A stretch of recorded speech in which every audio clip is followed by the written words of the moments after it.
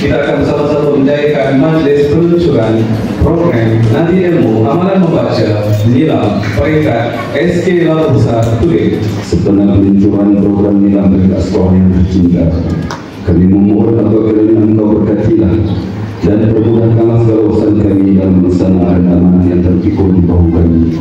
Ya Allah, Ya Wali, Ya Hamid, jadikanlah program ini sebagai titik permulaan dan berterusan kepada anak-anak didik kami untuk menguasai ilmu yang Engkau redai. Tanamkanlah dalam jiwa mereka semangat suka akan membaca dan terus membaca agar mereka tidak buta dalam mengenal dunia yang Engkau ciptakan ini. Ya Allah, Ya Karim, Ya Wadud, jadikanlah kami semua, Ya Allah, adalah di kalangan hamba-hamba-Mu yang beriman, bertakwa dan beramal soleh, dan peliharalah kami semua daripada malapetaka bencana maksiat dunia, serta lindungi kami semua dari azab di akhirat kelak.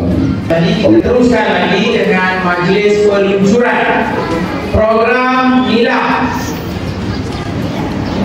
dan AINS sesi akademik 2025-2026 peringkat SK Labu Besar. Apa itu Nilam? Nadi Ilmu Amalan Membaca yang berkait dengan amalan membaca. Kita mesti rajin membaca buku, ya? Tetapi dengan adanya satu sistem baharu dalam program Nilam, iaitu AINS, Advanced Integrated Nilam System.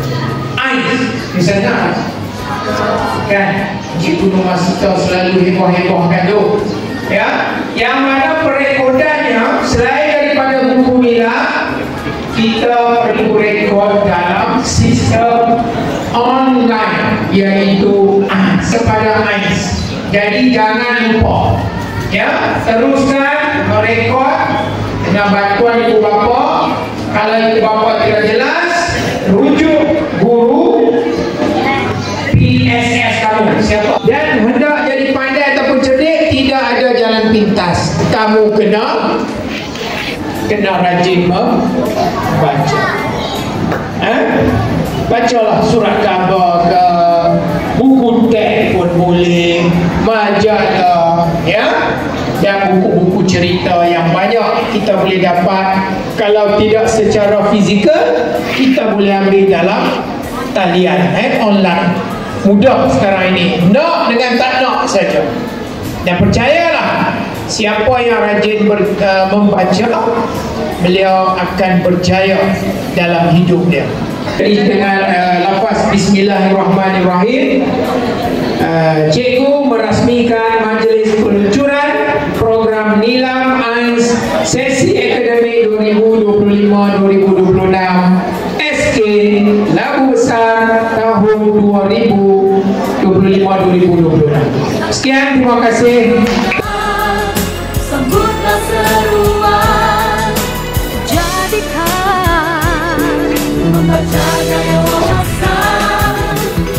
Pandai-pandai, halang buku-buku. Bacalah pandai-pandai, buku-buku berbahasa Jerman. Santang lemak manis, santang pelaku muda. Jangan anak menangis, kalau emak suruh membaca. Lifestyle of wawasan.